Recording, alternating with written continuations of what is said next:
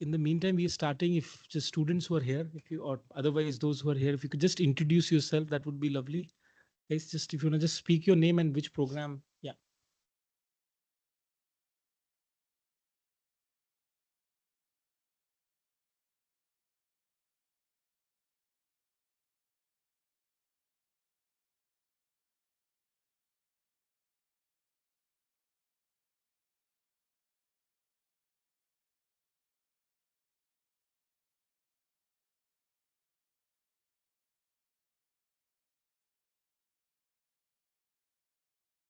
Of you might know this was built on the Oxford University PP curriculum.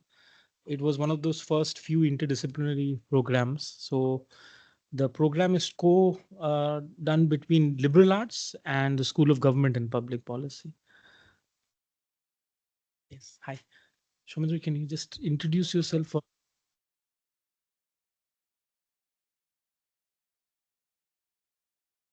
Shomindra, I work in ideas. I teach here, and I'm a geographer by training, and I mostly teach courses related to quantitative analysis and largely work on issues related to rural-urban transformation, migration, inequality, sort of things. Yes. Hi, my name is Sakib, and I also work in ideas. I work around the intersection of identity, dispositions, vulnerabilities, and urban. So, and caste as well. My most of my work is focused on Kashmir, but trying to like now diversify in India also, like other parts of India.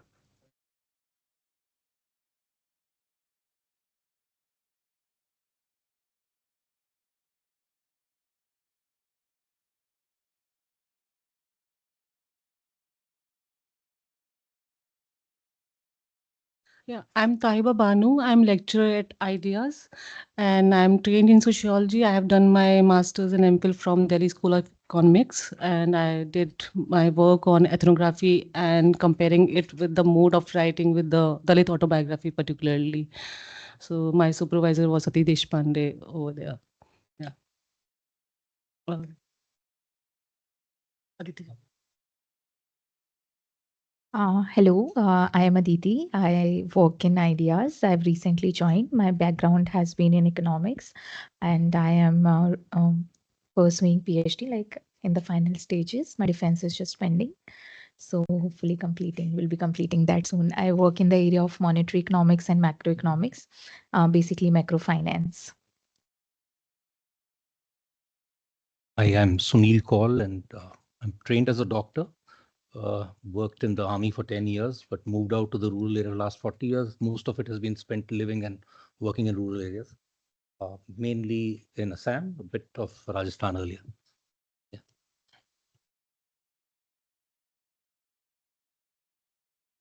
Good afternoon, everyone. My name is Rudra. I'm a second year student of Masters in Public Policy.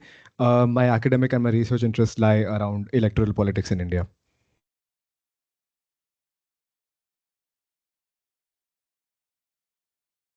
Hi, my name is Nirmal. I'm working with the ideas as executive. So my main role is designing the graphics, also managing the social media. Thank you.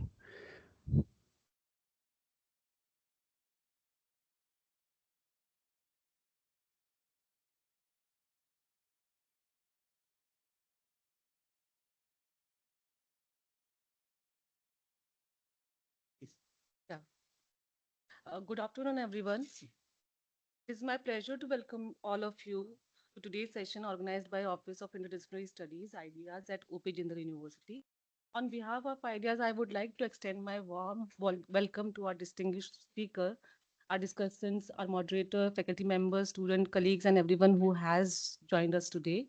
Ideas is an academic space at JGU that seeks to bring together different disciplines, perspective, and ways of thinking.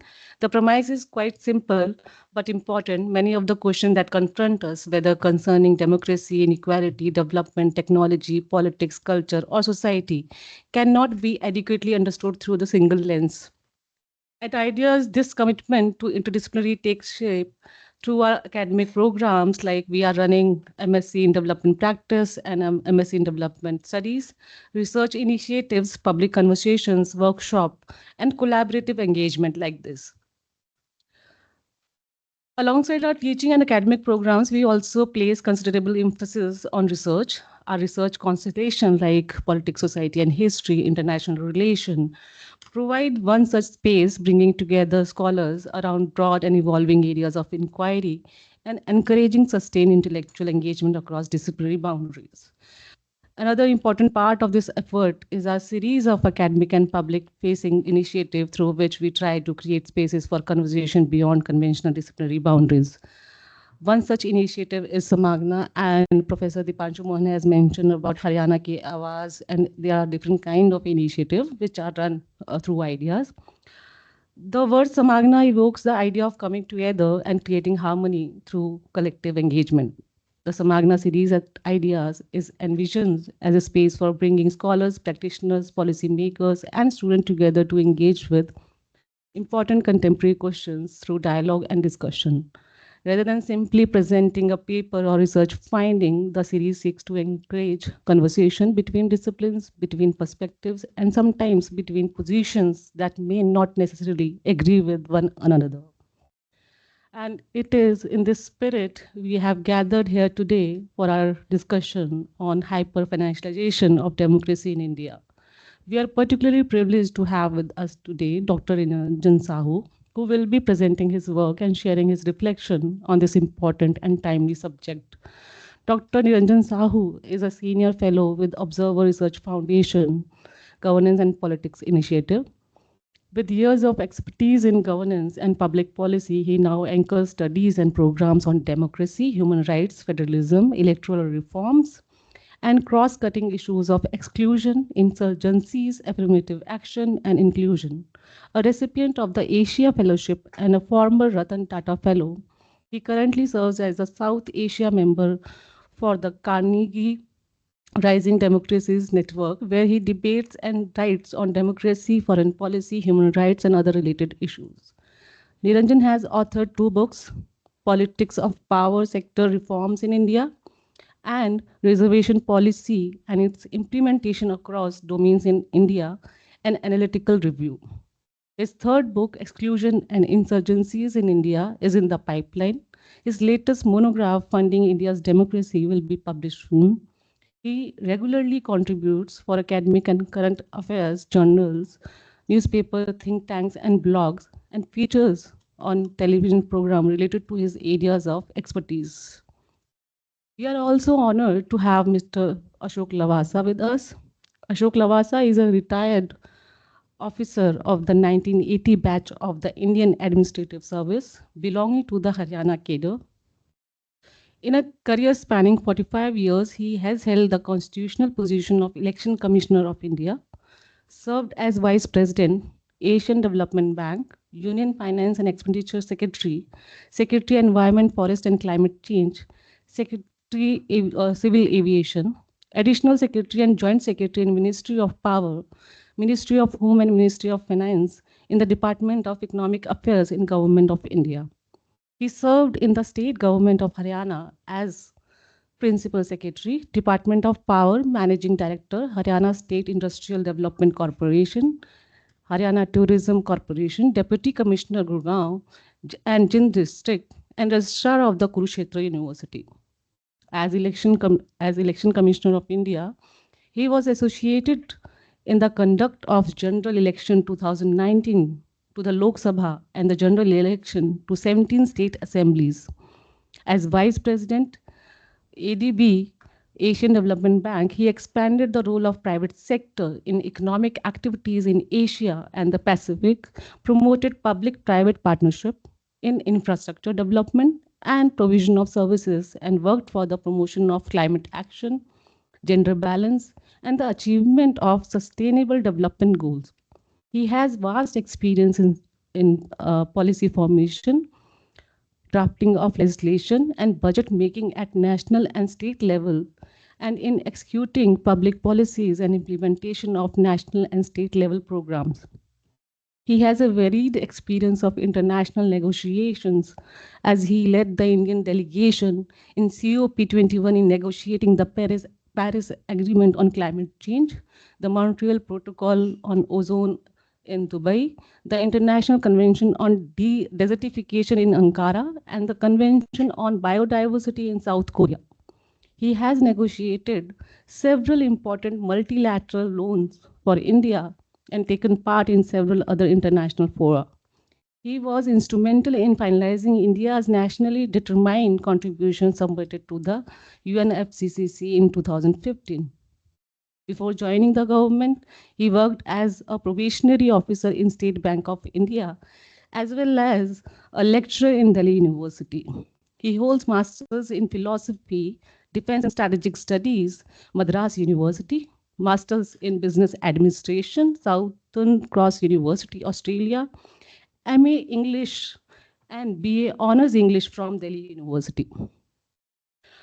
He is a prolific writer, having authored 3 books, several essays included in edited books and articles for magazine and newspapers. His books are Echoes of Faith, Rupa publication 2024, An Ordinary Life, A Portrait of an Indian Generation, HarperCollins 2021, and An Uncivil Servant, Rupa, again 2006. Thank you, sir, for joining us. Now, we are also pleased to have with us Ms.Shelly Mahajan, who brings valuable experience and perspective to the conversation, particularly on question of politics, governance, and public policy. Shelly Mahajan is a program and research manager at the Association for Democratic Reforms, ADR, with over 7 years of experience in political finance, electoral integrity, and electoral reforms. She leads ADR's political party watch vertical, overseeing research and analysis of political party finances and campaign expenditure in India. She has authored and co-authored research on political finance, criminalization of politics, electoral reforms, and women and youth in electoral politics, and engages with national and international forums on electoral issues.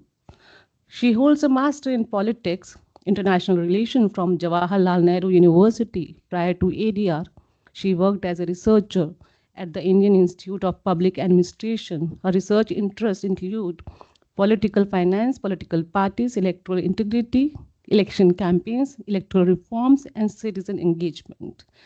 So now I would like to ask Professor Mohan to lead the session. All right. Thank you so much, Taiba. And a round of applause for Professor Taiba, Nasima, everyone for putting this event together. I want to just get right to it. I'll request Dr. Sahoo to take 15 to 20 minutes for his presentation. Students who are here, if you have any questions, make a note of that. And we'll bring you in as the discussion starts. But for discussants, you'll have roughly at the initial level around 10 minutes to respond, and then we can open up the conversation and have a wide-ranging dialogue. So off to you, Dr. Sahoo.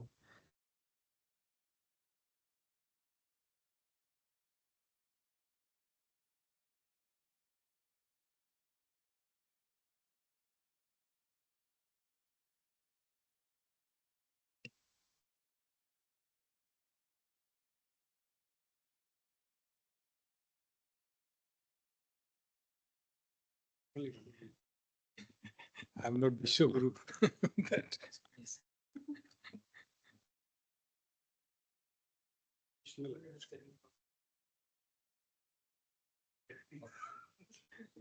That will be very. Yes, even there also a lot of problem. Thank you, Professor Dipanshu, for getting me for these conversations, and I'm so happy that Mr. Lavasa and Ms.Shelly also both joined. They have also been part of the earlier discussion on this report, especially the initial findings of the report last year. But it'll be good to hear from them again, because this is a revised one. And incidentally, this is something, this idea came up largely through Dipanshu, when we had, a month back, a kind of, conversation over coffee. This thing, he watched a kind of podcast on Puliabaji, on this money politics, this thing with my another colleague, Amber Ghosh. So we had a almost 2 hours kind of conversations with this Takshashila institution people. So that actually was shared widely. A lot of people, in fact, they liked, because it was very free, frank conversations about what's happening to Indian democracy in terms of what a big role that money is now playing, and how money is determining the outcome, electoral outcome in many ways. And then issues like, vote buying, which is rampant now. So you can actually, the entire thing has become transactional, voter and the representative. So basically this report, I'll just try to take 15 minutes maximum, not much. So this report is basically, we did last year as a part of a global series of studies undertaken by Westminster Foundation for Democracy, London. It's called Cost of Politics. So they have explored nearly 60 countries across the world to look at how the financializations, so much of money that is flowing into the democratic system, not only elections, but including round the year political activities. Everything is costing you a lot of money, and how that has impact on, democratic system, on citizens' behavior, on voters' choices, and several aspects. So we did, and this study is unique in the sense that we have a lot of people have done study on, money and democracy, but this one we did actually largely looking at from the candidate's perspective, because political parties and all that, they face similar kind of, situation. They have to really get a lot of money through donation and other way to run parties and, fund candidates and, win election. But how and what situation that, so much of this financialization of politics is puts, actually what sort of situation it creates for the political aspirants. Because what is happening is that, unless you have huge amount of money, other thing, in fact stay away from the politics. You think that, it's not your really apni bas ki baat nahi hai, because simply you cannot arrange that much of it, so better stay away from it. So, and that leads to lot of entry barrier, especially for young people, women, they stay away from politics to a great extent, because they don't have the resources to fund their campaign, their political activities. So we looked at and we spoke to several, serving MPs, defeated candidates across the country. We visited around 8 to 9 states, and almost all the regions we went. And then also we calculated, a kind of cost, because nothing is available actually in the public domain, because whatever, candidates disclose actually to the election commission after fighting elections, all that expenditure is generally underreported, because you have a ceiling, something like 95 lakhs. So most of the people who have even spent several crores actually will, so they have spent about 20 lakh or 15 lakh. You'll be laughing actually. Some of the MP, in fact, told us, one Andhra MP told that, he's spent more than 100 crore and still lost the elections. So that's the kind of thing, candid conversations we had. Can you move the slide, please? Next slide. Acha, I have the, okay. Yeah. So you look at so this is just not about India. I mean, in fact, the oldest democracy, most powerful democracy in the world, spends probably maximum. And I'm just giving the figure that 7 to 8 billion they spend on the presidential elections alone. Now that has reached almost like 12 billion US dollar, the last, elections which Trump won. And we used to be behind the American in terms of our parliamentary elections, but now our parliamentary last 2024 elections has actually surpassed American presidential election expenses. And mind you, their per capita income, our per capita income is just heaven and hell difference. So despite that, just look at the gamut of money spent. And 16 billion, this was like 1,35,000 crores, which was calculated by Center for Media Studies. This is also not very credible, in the sense that very anecdotal, and they have taken from many, in fact, I have criticized that, dubious sources. But when we actually spoke to a number of people, a lot of candidates who have won and who have lost, we could figure out, on an average, in many states, especially the southern states and western, states, even my states like Odisha, on an average 30 to 40 crores actually a candidate spends actually in a Lok Sabha election. So that's the kind of money being spent. And then you have also issues of cash for votes, which is actually takes a huge chunk of their money. That was not the case like 10 or 15 years back. That never used to be. That used to be only probably restricted to Tamil Nadu, a few states. Now it has become countrywide. And then the most important thing is that you just see the kind of so with expenditure skyrocketing on election and political activities, you have also asymmetry, political funding asymmetry, the donation asymmetry is also sharpening. And the top is the BJP, which collects almost 80% of the total donation, and then Congress, which collects just 15% of total donations. So you can easily see the gap, and that gap used to be manageable in 2013, 14, but now it has really gone. And this has a lot of implication for, electoral competitions in terms of, level playing field and all that, which I'll come up later on. So why actually, so much of spike in spending? One of the major reason is actually the mobilizational cost is actually skyrocketing over the years. Like it is always, because in democracy always needs money. You can't actually be in elections and then say that you won't spend any money unless you some rare cases or the thing. So there is always some kind of effect. It has actually they call the money has a self-selection effect actually. So unless you spend certain amount of money or the thing, you don't very rarely you stand a chance to win elections or the thing. So routine political activities, campaign and all that, social outreach, having rallies and all that are need money. But where actually maximum money now going is actually digital and social media campaign. That all your used to have traditional kind of campaign or the thing, and mostly on party worker, giving them the money on the run fuel or is helping your cadre. Those sort of used to go. Now a huge amount, we found 20 to 30% of your total spending goes actually on digital and social media campaign. You have to hire social media team and all that. Every candidate have to have, and then you have to have a portal. You have to run your own micro messaging and all that. And now you have to also give huge amount of money to political consultant and then social media influence. So social media influencer are also giving a lot of money. So that also adds up to your expenditure. Then another trend what we found is actually now since it's actually money and all that is spiraling and going out of roof.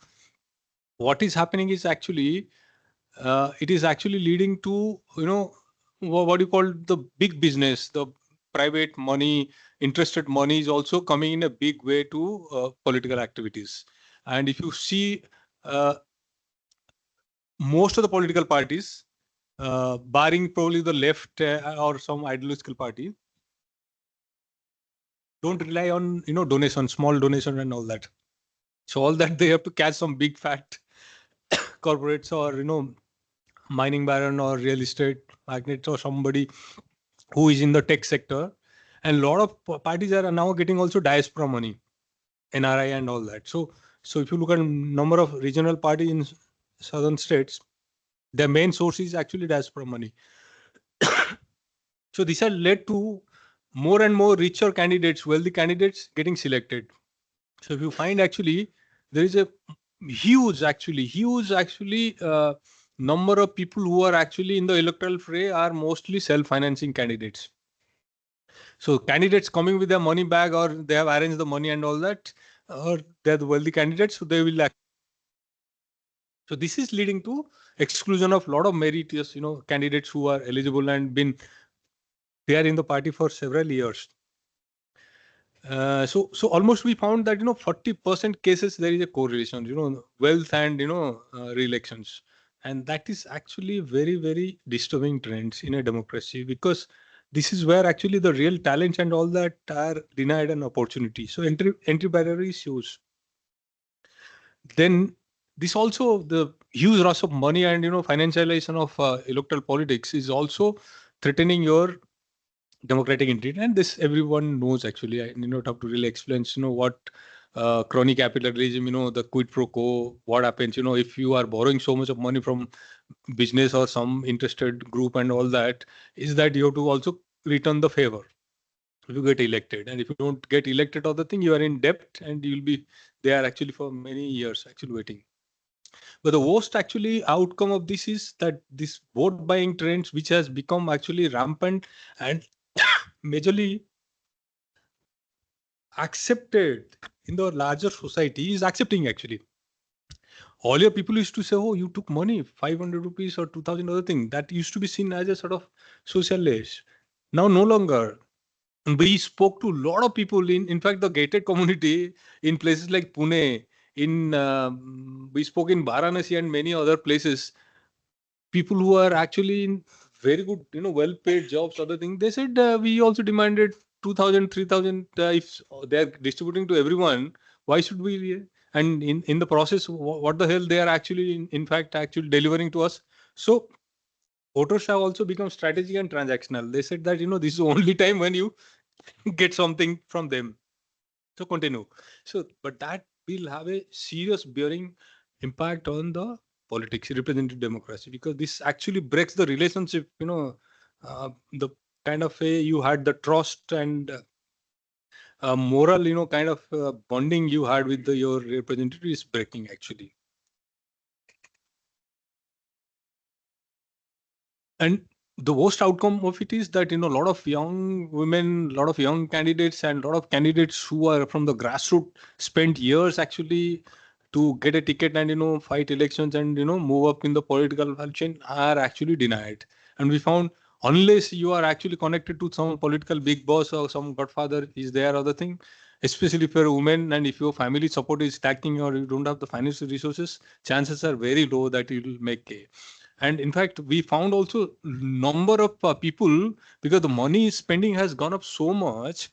And in many cases, you have to also give money to the party to get the tickets.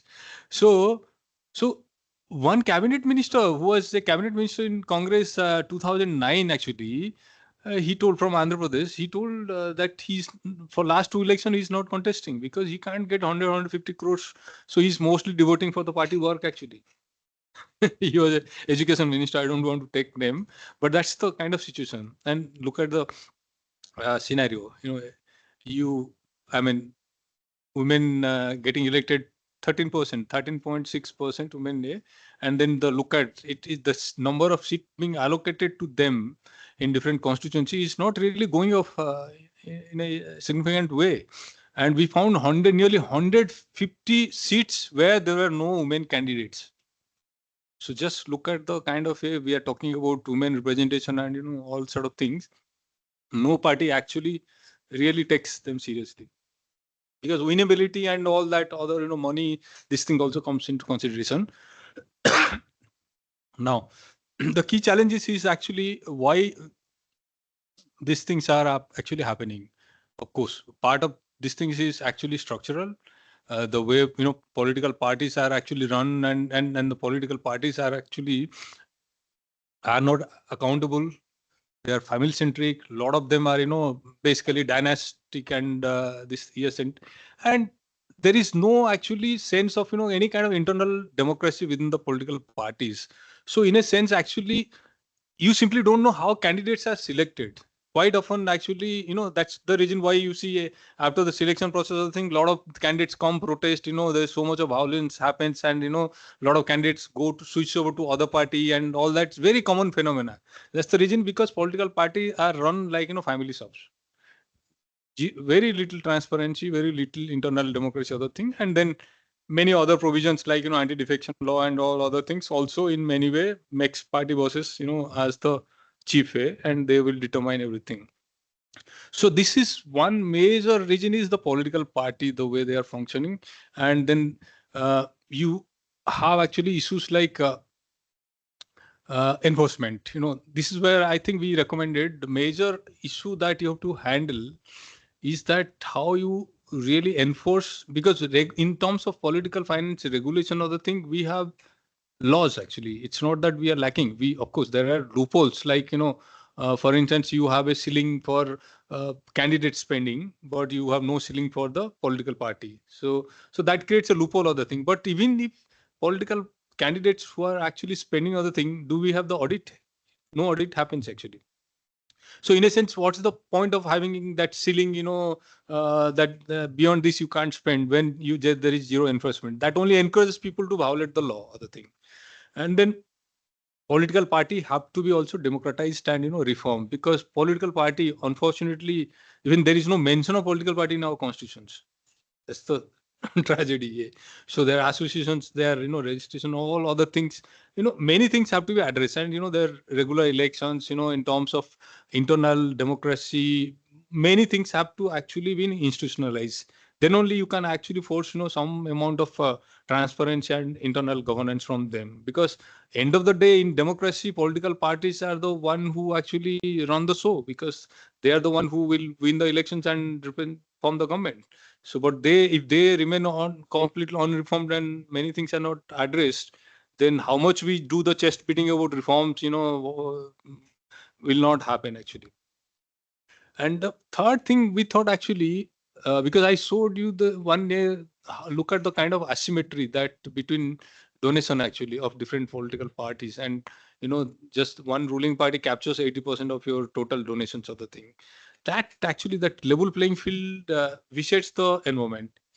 So we need to really open up that space and get more new entrant, create that level playing field, because this is where, someone like John Rawls, said long back that, political inequality in, political finance is the main thing that will lead democratic backsliding. And that you need to really do something to bring either state funding or public funding or some kind of subsidies, so that, you get new entrant. So I think this is fundamental thing on which we need to debate, because we did a study, a couple of years back, and we found nearly 116 or 113 countries actually have some form of, state funding or other. Across, you will find in many European countries, you'll find in many Latin American countries, even Asian countries. You go to Japan, several countries have that, because otherwise you can't actually sustain, you can't actually help the new parties or parties which, less financial resources or the thing, or even ideological party like green parties or left parties. They don't want to get donation from the corporate or fossil fuel lobby.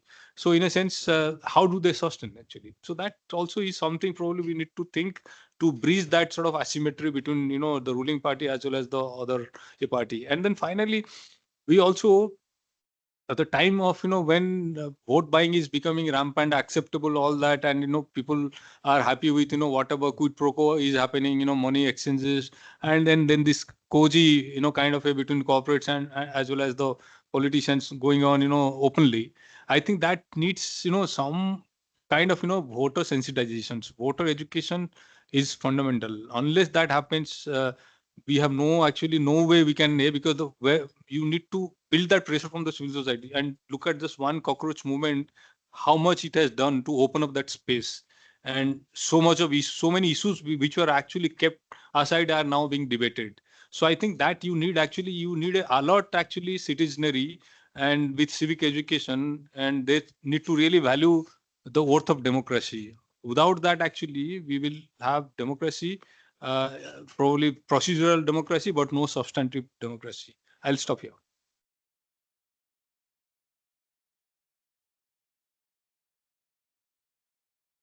Okay, I'll request Mr. Lavasa to share his reflections. He can Okay. build on some of the insights, and that just as So first of all, thank you very much for inviting me, and thank you, Dr. Sahoo, for this excellent study presentation.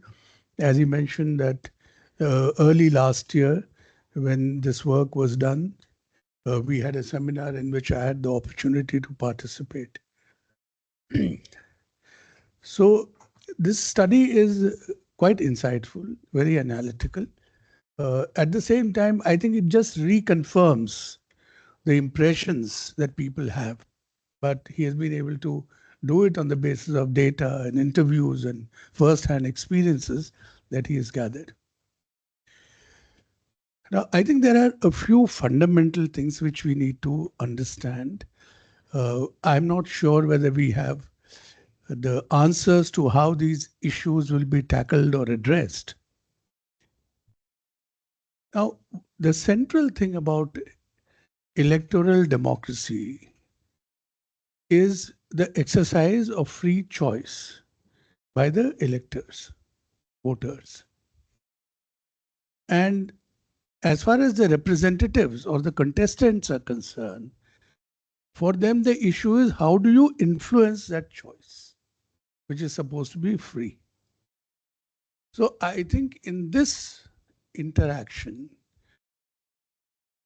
there are some fixed factors which can influence the voter's mind, and there are some dynamic factors.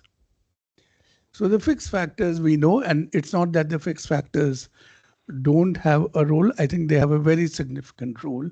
For example, the caste and community affiliations. We all know that that has been one of the banes of Indian politics, largely dependent on caste loyalties, community loyalties. Or take the case of religious and ethnic identities. Now, that is again a phenomenon which we are seeing, that you appeal to that sentiment, whether ethnic or religious, to the people, and on the basis of that, you try to influence their votes. But then there are dynamic factors. And I think in the dynamic factors, there could be a couple of things. One is, what resources do you have to carry out your outreach program? And there clearly, we see this phenomena of spending money, which is actually contaminating the Indian political system. There could also be the inherent capability of the candidate. Sometimes you find that there are candidates who are perceived to be very competent. So even if they don't spend money, people tend to favor them. And yet, there is a third factor. And the third factor is the voter's ability to distinguish between what is genuine and what is not so genuine. Or his ability to perceive what are the real issues that affect his life, affect the society as a whole. So whether the elector has the discriminating ability to sift through the superficial and the substantial issues. Now, those are the basic fundamental realities of the electoral system. I think what we are witnessing in the last 7 decades or more, which I don't know whether we just visited the Constitution Museum, whether those who framed the Constitution and the architecture of electoral democracy, did they envisage that there would be a time where electoral politics will become a permanent source of employment and enrichment? So this is something which you find a tendency growing, where individuals are treating electoral politics as a perennial source of authority and resource gathering. So that itself creates a lot of vested interest in the individuals who are contesting. But then there are a lot of paradoxes. And let me just point out 3 or 4 paradoxes. What we are witnessing, for example, in India, is a fundamental paradox where there is a huge expenditure, money being used for getting elected. At the same time, there is a huge disenchantment as far as the voters are concerned, on the performance of their elected representatives. So I don't know how to perceive this dichotomy that people are spending so much money to get elected, but they're not able to satisfy the people who elect them. And that is what explains so much of dissatisfaction in society. So this is one paradox. The other paradox is that if you analyze, and I'm sure Shelly is here and Dr. Sahoo may have also done this analysis, that if you see the affidavits of all the candidates, it is not necessarily the person who declares the maximum wealth who gets elected. So it would be very simplistic to say that only the wealthy get elected. It is not even confirmed by evidence that those who spend more money get necessarily elected. Yes, election does require a lot of expenditure today, but if I spend 8 crores and someone else 35, it doesn't mean that the person who spends more than me will get elected. So I fail to understand these dichotomies in the Indian electoral system. And there is a fourth paradox, which is directly related to what we are discussing. And that is that if the expenditure limit on, let's say, Lok Sabha is 95 lakhs per candidate, the official limit, even if we are complaining that a lot of money is being spent, if you see the official declaration of all the candidates, I don't know, I have not studied the 2024, but till 2019, I think not even 50% of the candidates would have spent 50% of the limits. So what's going on? On the one hand, they are not showing that they are spending even the permissible amount. And on the other hand, there is a world which is complaining of so much money being spent in elections. And mind you, this is not a new phenomenon. I don't know how many of you have heard of a book called A Billionaire's Raj. This was written by, I think, Crabtree. That's Crabtree. He was a Financial Times correspondent in India. And he wrote this brilliant book which analyzes the kind of corruption that exists in different states, which enables them to win elections. So it's a very insightful book. Anybody interested in this subject must go through that. Now, to my mind, we have to understand funding of political parties and funding of elections. These are two different things. And they have to be understood as such. I was last year reading a study by Venkatesh. That's the name, is it? It's a very interesting study. Venkatesh Nayak. He's a senior researcher at the Commonwealth Human Rights Initiative. Yeah. So he did a very interesting study. This was last year, it was published, pertaining to the 2024 elections. He studied the expenditure and the balance sheets and the account statements which 22 political parties have submitted to the Election Commission of India. And he found that these 22 political parties,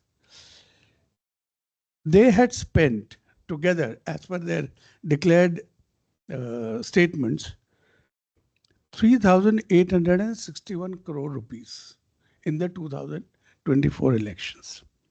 This is all official figures.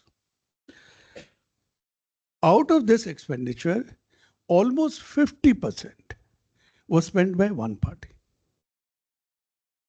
Right? So he was talking about level playing field, and we'll come to this a little later again.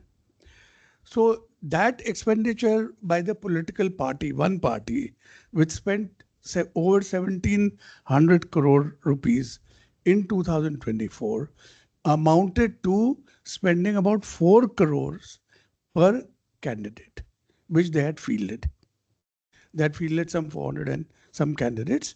So that is the kind of expenditure which they incurred as a political party. But the candidate limit was clearly 90 lakhs or something at that time, or maybe 95 lakhs. 95. The other interesting thing which comes out of this is that these 22 political parties, at the time of the elections, put together, they had something like 17,000 and a few crores in their accounts, which included about 7,500 crore, which they had raised for election. After the elections are over, their balance is more than what their balance was before the elections. So it's a good money-making exercise for some political parties. And mind you, then there is a lot of breakup on where the money is spent. We need not go into that. But two things which become interesting. One is we are talking of state funding of elections. But let's not forget that these donations which were raised by political parties, they amounted to the government giving tax exemption worth 11,813 crore rupees. So is that not state funding? It is state funding. All political donations in the hands of the donor and the recipient are tax exempt. And this actually raises one other very hidden and very interesting dimension. That whereas all the donations amount to this much of tax exemption, when you compare this data with the tax exemption actually claimed, you find a mismatch. There are a lot of donors who are not claiming tax exemption. Why are they not claiming tax exemption? So these are all interesting issues which this study raises. And then, as far as the ruling party is concerned, we know that all the expenditure incurred on the visits of the Prime Minister is funded by the state. So if he is a star campaigner going around everywhere, his travel expenses are picked up by the government. So that opens another dimension of the cost of politics in India, which is becoming increasingly disturbing. And that is that how much are the state resources being utilized by political parties to further their election prospects. Obviously, it is only the ruling party which can utilize the resources of the exchequer. Now, let's just take two things. One is the amount of money spent from government accounts for publicity of the government, which is indirectly a publicity of the ruling party. So if you look at, in fact, yesterday I was seeing some data which showed that one state government, Uttar Pradesh, is spending 2.5 crore per day on publicity. And all this publicity carries the picture of the chief minister, it carries the picture of the prime minister. So much of money is being spent from the public exchequer to build the profile of individuals who will be contesting the elections. Is that fair? Clearly, it is not. And what kind of level playing field are we talking about? The second is another very interesting loophole in law, that if I'm contesting elections and Dr. Mohan is my friend and he spends money for my campaign, but I say I did not authorize that expenditure, So nobody can blame me for incurring expenditure over and above the limit.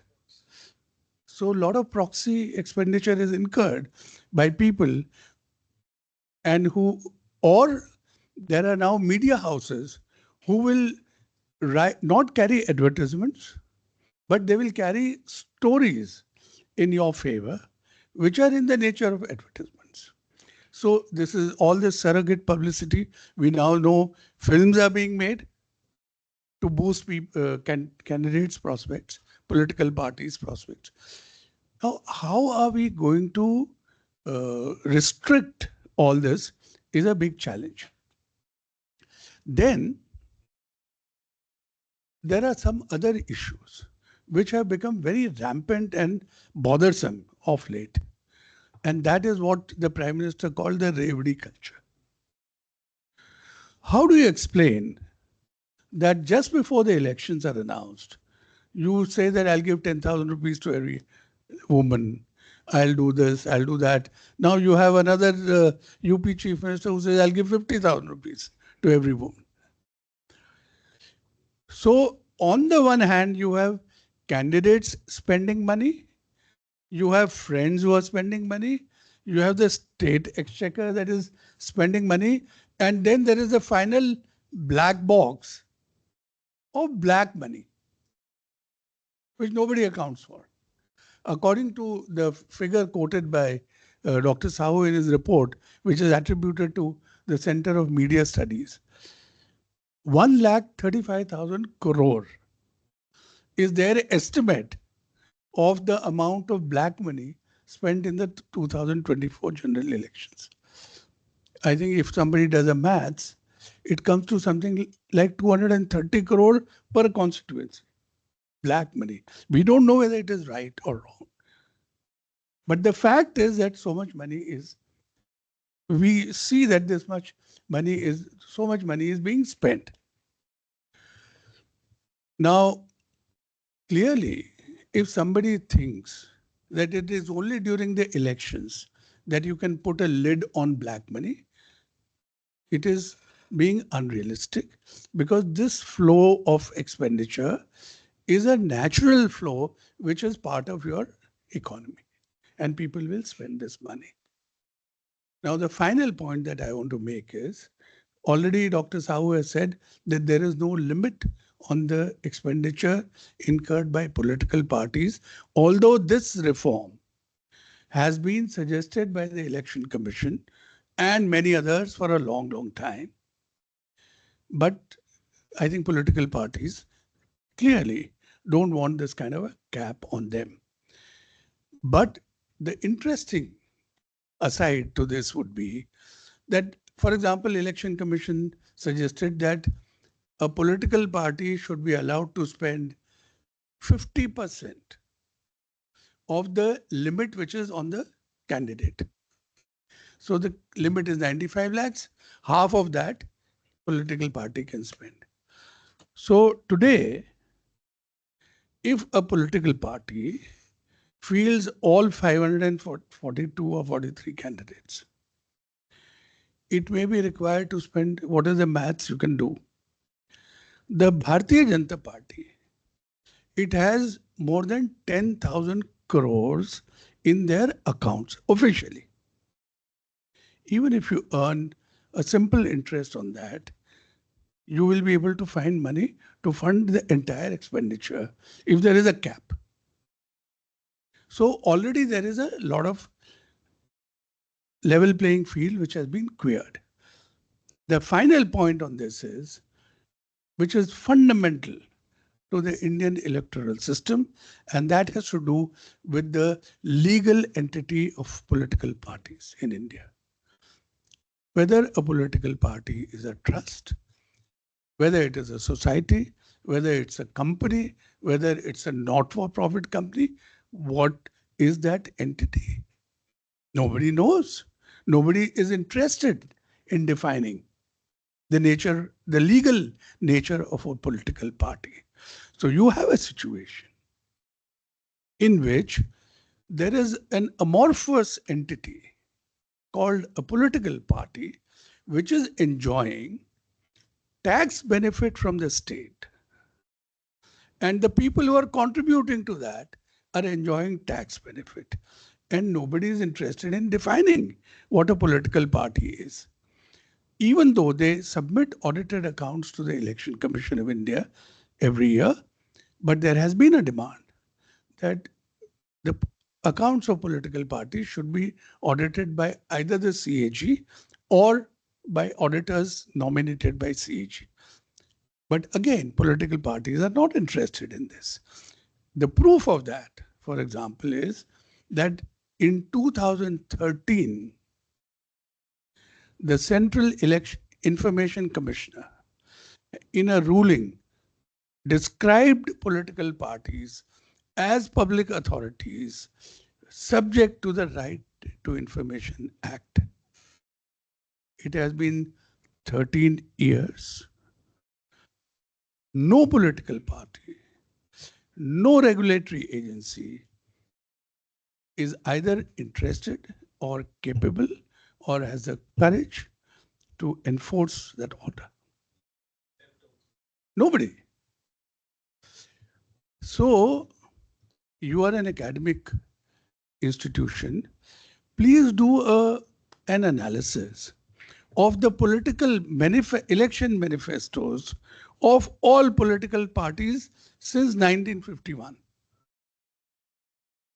and find out how many political parties have included electoral reforms in their election manifestos and whether they have been able to do it. So that I think the most disturbing element of our electoral politics today is that the central character, which is a political party, does not seem to be interested in political reforms or electoral reforms. So where does it leave the Indian electoral democracy and the Indian voters? I think that is a question that we need to grapple with.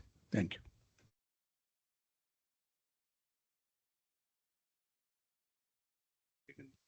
No. This was fascinating. In fact, I must say that the way Mr. Lavasa weaved the entire conversation, building on the report, it in fact throws up a lot of interesting questions for us to look and work on. I'm glad some of our students at the center are also here. So we have a good agenda in front of us to work on some questions. Thank you, sir. Shelly, of course, it would be good to hear from your work and experience, and you've been grappling with many things for a very long time. In fact, I would see you as almost a authority. Yes, so it would be very interesting to hear your reflections. At the same time, if you could also, in your remarks, focus on sort of a list of questions, what you feel for a research agenda that we can sort of look at and collaborate on. I think that would be a very good sort of summation of points, please. Hi, good afternoon, everybody. Firstly, I'd like to thank Professor Mohan, the IDEA's faculty and executive team for having me today and for organizing this discussion.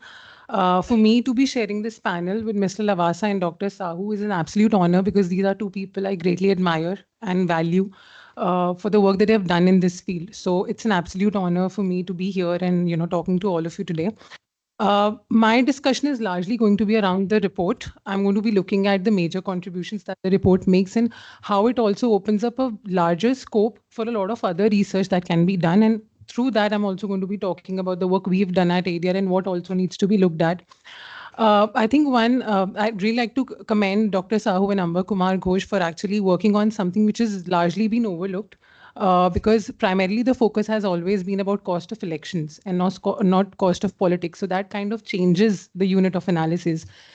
Even in my work, we've largely focused on what is the election expenditure within the time period when elections happen. But to look at the life cycle approach of how candidates have to raise money much before they've actually got ticket from the political parties, and how they have to spend so much on mobilization even before they're contesting elections to even get tickets. That sort of approach shifts the focus on election expenditure to political economy of representation of a candidate, actually. So that for me was a very interesting take in this study, and I also learned a lot by reading this. uh, I think first and foremost, it's really important to understand when we talk about election expenditure officially, it only accounts for a very limited period. In case of political parties, it starts from the date of announcement of the elections to the conclusion of the elections, which is over a period of few weeks to few months time. And that does not really capture the full scale of expenditure, right? In case of candidates also, it starts from the date of their nomination and then to the conclusion of election. So whatever official data that is available in the public domain, which is submitted to the Election Commission of India, is actually tip of the iceberg. So in that sense, this report's contribution is really important, because when we see that a candidate has to spend so much money, has to do constituency upkeep, and many years before getting ticket, or they have to pay money to even get ticket to the political parties, that makes you feel that, okay, politics is turning into a transactional enterprise, right? Because you'll be putting so much money, and then also you're not sure you're going to get a party ticket or you're going to win election. And then once they've also won the election, then also, they have to pay, as it's mentioned in the report, they have to pay out of pocket expenses to kind of attend marriages, social welfare services. So that is a very interesting analysis of what we are turning politics into. Like also mentioned in the report, that it is turning into something which was earlier looked as serving the people, but now it's more about, once you win the election, the focus turns into recovering that money or capital, right? So these two aspects are very interesting. And plus, when the report looks at the interviews of the candidates, so a lot of reporting around candidates' expenditure is self-reporting, right? Here also we see that candidates open up and they talk about the fact that they're spending several crores, which is over and above the limit of official expenditure. And that sort of account is something that we rarely are unable to capture otherwise. So that again is something I would feel that needs to be looked into. And we also need to kind of bring into a more longitudinal measure, because right now we are looking at this as an anecdotal evidence. What is also very important to do is that we start measuring this. It has probably been done before also. There was a study by Simon Shoshad where he observed constituencies in Mumbai. And what he did was he looked at what activities political parties or candidates were doing during election period. And he started attributing local cost to those activities. So what he tried to did was construct election expenditure from a bottom-up approach. So that for me, I think, is something that can be done moving forward, moving on from self-reporting and anecdotal evidence to something which not only relies on candidates' own experience, but also kind of attributes these figures quantitatively. Another very important aspect that we are talking about when we talk of entry barriers, when we start saying that a lot of money, resources are required to contest elections, we are in a way telling that, okay, person who may not be as, obviously there are outliers. I'm not saying only wealthy people win elections, but the larger system that we are creating is that people who don't have resources may not have that as much chance at winning elections, right? So when we say that women and youth candidates may not be able to be part of that level playing field, that is a form of reality. But here also we need to understand that financial barriers, they operate in a very different way, right? There are women who come from dynastic background and are able to make foray into politics. We've also seen in youth politics, there are certain members of the youth community who might have more favorable circumstances to be able to enter politics. So we need to understand that financial barriers across class and lineage operate differently for different groups of people. Plus, I also want to bring this data point, which is that so at ADR we also try to look into the winnability of women candidates, right? For everybody's information, there were about 279 women candidates who contested the Lok Sabha 2024 elections, and none of them won. So that's one data point we're looking at. But at the same time, we also looked at those women candidates who had money, right? So there were millionaire women candidates, independent women candidates. So when we look at these millionaire women candidates and we look at their chances of winning, we saw that women millionaire candidates had higher chances of winning compared to male millionaire candidates.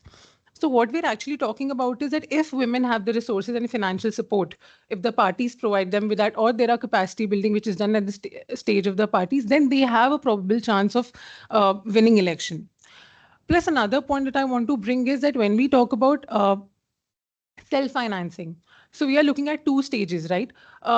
As part of the study also, Dr. Sahoo mentions how that, you need money to get one, the ticket from the political party, and second, then to win elections.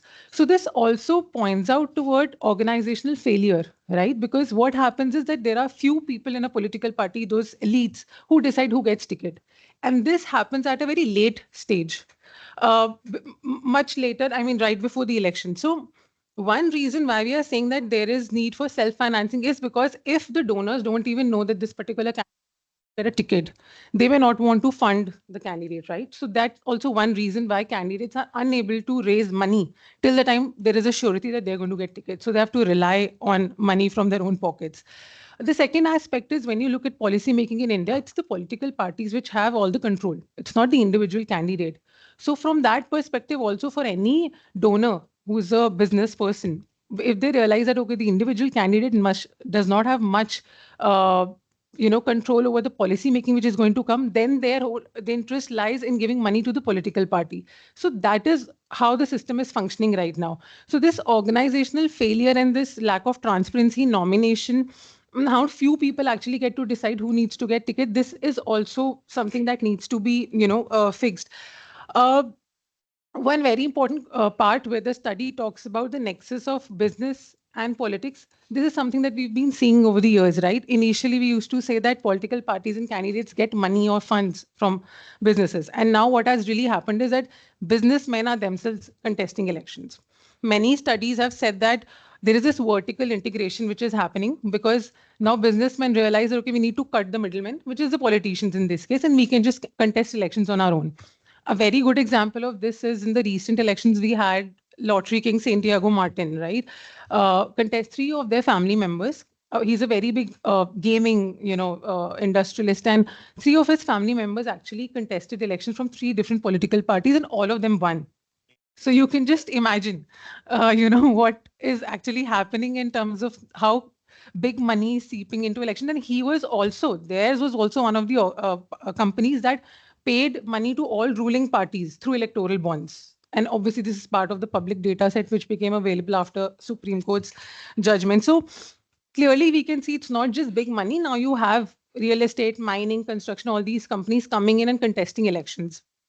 Uh, uh, there are a few points I want to stress upon, which are recommendations made in the report, and then I want to move into areas which I feel we need to look into. One is that the recommendation about election commission being overstretched. I completely agree with that. Okay, because elections are ever evolving. There's so much that the Election Commission of India has to do. They can't do everything. So we do need, like it was also mentioned in the 255th Law Commission report, that there's need for an auditing cell for oversight of political finance. So this is really important. But in addition to this, in the last few years, personally, I feel the Election Commission of India has stopped interacting with the civil society or other stakeholders who are part of the elections, right? There are so many people who are working in this field who have such great insights and can support, interact, and provide their knowledge to the Election Commission of India. But we need to acknowledge that the Commission, as of now, in the last few years, does not interact with the civil society at all. So we need to change that. Otherwise, it's very difficult for us to change anything till the time we are able to actually speak to them. Uh, in terms of political parties accountability, yes, it's very important. As Mr. Lavasa said, we need a law. There has to be some sort of, parties are public authorities. They get tax exemption no matter whether they comply or not. So they, like everyone in the country, complies with law. Political parties need to be accountable, and most importantly, for them to come under right to information, because there is one problem that parties say that they don't want to come under right to information because then people will be asking queries about their strategy. I'm pretty sure nobody wants to do that. People really want to just ensure that there are transparent elections taking place and how tickets are being given in the parties, right? So we really need, because this CIC 2013 ruling, I mean, it's right now in the matter is in the court and nothing is happening. So this is really important. And even for public funding to happen, it's very clear that all these things have to take place first. Inner party democracy, parties coming under RTI, and you can't continue to have private money coming in. And then on top of that, you do public funding also. They're anyway getting in-kind subsidies. So we need to really think around, I mean, that the system really needs to change. In terms of, and yes, there's another point that I want to talk about is sanctions and penalties. So as per the section 29C of the RPA, it's very clear that if political parties do not submit their reports on time or as per the prescribed format, the tax exemption can be withdrawn. But that has never happened. However, the reality is there are parties which delay, sometimes don't submit the election expenditure statements of time or contribution reports, or sometimes the details of the donor are not given. Just to give you an example, the Mahajan Samaj Party, for the last 18 odd years, they've been saying that they've not received a single donation above the threshold of 20,000. And that is why they've not been submitting their contribution report. But nothing has been happened. I mean, if it is true, then perhaps the Election Commission of India also needs to scrutinize it and say that it's true. But it's unbelievable to some extent that this is happening. So sanctions and penalties to some extent are very important, because the only thing as of now which is happening is sending them reminder letters or show cause notices. Smaller parties are being delisted, but at the state of national and state parties, this is something which is not really happening. So there is not much deterrent. In terms of also, we need to, what I actually wanted to talk about is in terms of the sources of candidates' funds is something that I want to touch upon. In this study, we see through all these interviews that candidates again and again say that they have to rely a lot on the money from their own pocket, and parties also expect them to spend. But if you look at the data that we've analyzed as part of the Lok Sabha 2024 election expenditure, all the winning candidates, those who became MPs, if you look at the total expenditure statements, 59% of the funds they said they have raised from actually political parties. 20% from their own pockets and 21%. So this is the reality in which they are reporting. They might be saying that, so these two things, they don't match the data and what they are saying. And second is that money also differs at the level of contesting elections. At the local level, many studies point out that money comes from the candidates themselves, their relatives. But at the level of state and national elections, it's largely coming from political parties. So does that mean that the cost of politics is also something which is differing? There's no one national estimate. We can look at these cost of politics at a different level. So I think this study kind of opened up that debate also, that when we look at different set of elections, perhaps the life cycle of cost of politics might also change. I'm going to quickly wrap up.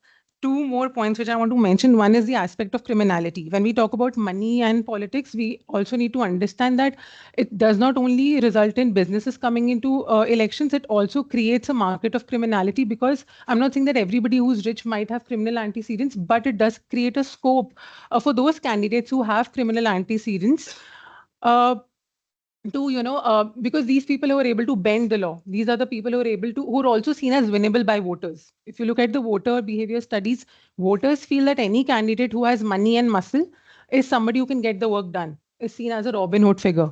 So this whole idea of increasing cost of elections is also bringing criminality in. So that is also an implication that we need to look at. Last 2 points, which I feel are very important, and information regarding this need to be in the public domain. One is the election observers report. As Dr. Sahoo's study mentions that we are relying again self-reporting what the candidates think, then election expenditure reports are also something which the candidates submit. I do understand that a lot of times in our interaction with the previous CECs, they've mentioned that the idea behind not making election observer reports public is perhaps because it could be counterproductive for them. It could put them in harm's way. But this is the only official account that we have of candidates' expenditure to be able to compare and see if there are violations. Because the candidates also, during the election, they submit their expenses to the returning officer. So this information needs to be maybe anonymously published so that we can look at that through the state's observer, whether there's violation happening, and they are being recorded. And if they are being recorded, what is the internal mechanism? What really happens? Because as Sir mentioned, through official election expenditure statements, you can see they don't even exhaust 50% of the limit. So there is a huge disparity there. And the last point I want to make it is about the pecuniary interest register of the Rajya Sabha members. So there is something called the register of interest, in which the Rajya Sabha members have to give 5 of their pecuniary interests, whether they are engaged professionally with any company or what shareholding they have. This gives us an idea about their business background interest, where the stakes are. But this information again is not in the public domain. it is only available through right to information, and even then you may not be able to get complete information. So at ADR, we try to kind of collate this data, but it's been very tough to get complete data. And then we used to see that how Rajya Sabha members were part of the parliamentary committees, whether there's any conflict interest with their shareholding and the committee they are in. So we need to have this publicly, plus it also needs to be done for the Lok Sabha members. So I think these are some areas which I feel are extremely important, and we should be looking into. Yeah, that's about it. Thank you. Thank you very much. Wow, so much to absorb. Thank you so much, Shelly. I mean, a lot to think about, and you've just sort of given a tour de force of the entire landscape in which both politics and electoral dynamics are operating. And I think one of the things as we open up the conversation, students who are here, any questions that you might have, but also faculty. I have a few observations. I'll come back to these because there was sort of a lot of interesting junctures happening. But one of the things I wanted to just highlight is the importance of this conversation. The vitality of this discussion extends far beyond an academic exercise of intellectual boundaries, cross disciplining into politics, philosophy, and economics. Because what I'm seeing here is sort of a realization of a different transition in both political uh, status quo, electoral dynamics, but also democratic theory. The transitions, what you're seeing in democratic theory is, for a lot of time, democratic theory dealt with virtues of democratic order, but it did not somewhere, I think, address questions of instability. When democratic order becomes relatively more unstable, how can democratic systems have a self-adjusting or self-remedial mechanism to correct it? I think it's a big gap because you mentioned, Dr. Sahoo mentioned about roles.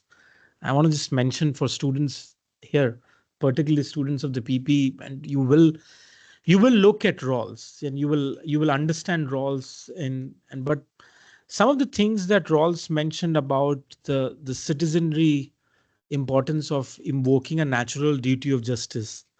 Um, how does the natural duty of justice to comply or work towards or work with just institutions get addressed when there is a decay of institutional justice mechanisms, or when you have an obligation for citizens to apply with natural duty of justice?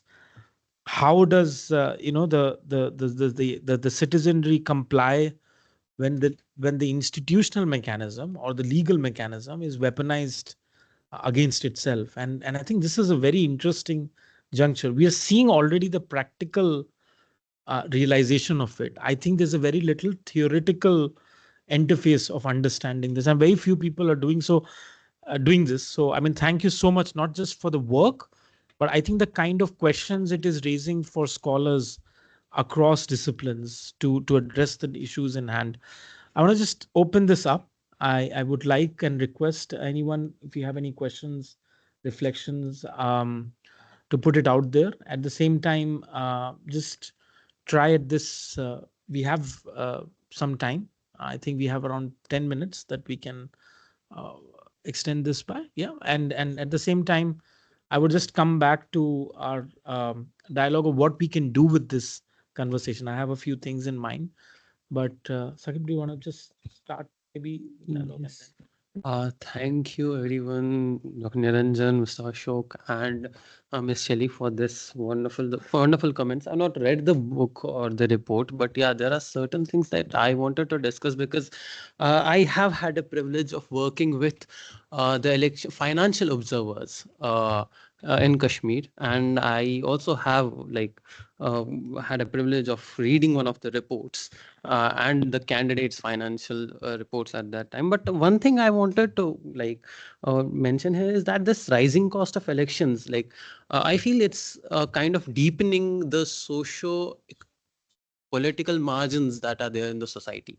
And already when there's a nexus between, as you have mentioned, that businesses are now fraying into elections, businessmen are now coming into elections themselves rather than funding it. Earlier we used to see people from different backgrounds in elections, and we kind of used to have, as we know, India votes for caste. It's a common saying, but we at least had something that there was not that kind of inequality. But now inequality is growing, and it's growing at a very fast pace.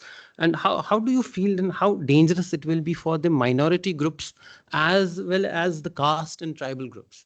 Also, like when we also see that the state, in a way, like as Mr. Ashok also mentioned, that state like spends from its own exchequer, or state, like what we have is tax rebates or anything, then in that way we see that state itself promotes disposition of these groups. And we see, well, on one hand state is like on one hand it's calling itself that we are trying to remove these inequalities. On the other hand, we see that it's promoting these dispositions and inequalities. So your comments on that? So we'll just take a few reflections and I'll come back to the panel, and maybe just you can, in the last few minutes of each of your time. No, yeah, let the students, I think, ask Yeah, and yeah, then yeah. come to Shamindra. Yeah, please. Guys, just open your mic, and because there are also people. My main question would be about caste voting in India. For example, in the long run, we can say that through education and long-term supply side policies, we can fix this concern. But the concern is, in the short run, what are the things we can do? For example, if we cannot make certain changes right now, we can't have long-run change. For example, I personally am of a high caste, right? And I personally, for example, won't be incentivized to vote for another party aside from the BJP because of reservation being brought into private sector, as that would personally affect me. Although I do disagree with caste voting, that would personally affect me negatively, right? So I'd like to ask, in the short run, what are things we can do to reduce the power of caste voting in India? Caste vote. Yeah. Yes, please.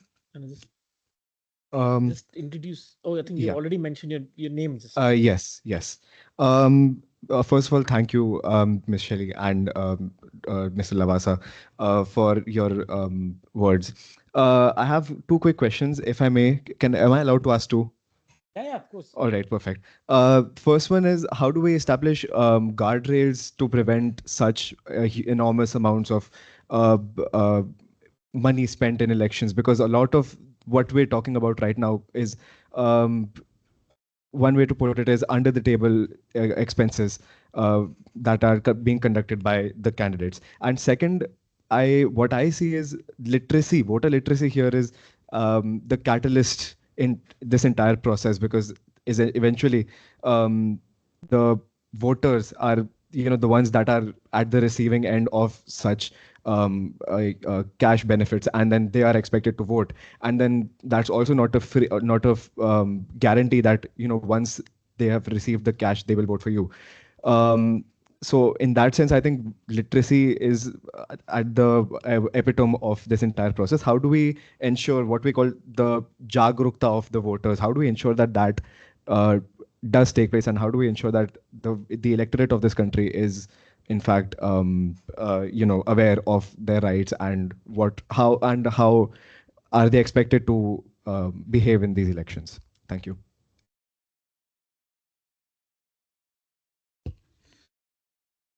Oh, sorry. Please go ahead.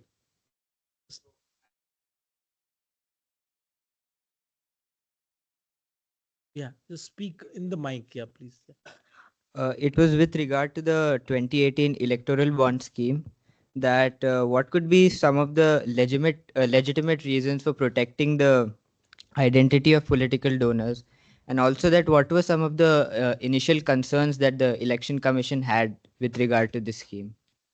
Excellent questions. Shamindra, do you want to come back? And yeah.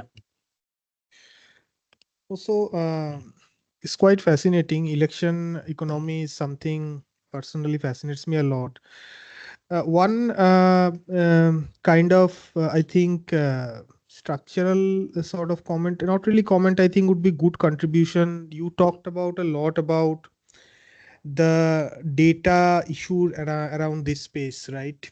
There is a bottom-up story, Simon's work, as you were quoting, Tanushree, and the election expenditure is a more of a top bottom view. So maybe some contribution regarding this, which you have come through, like I'm more of a reader about how to study, because this is one set of election expenditure, but also there is a big redistributive story around it.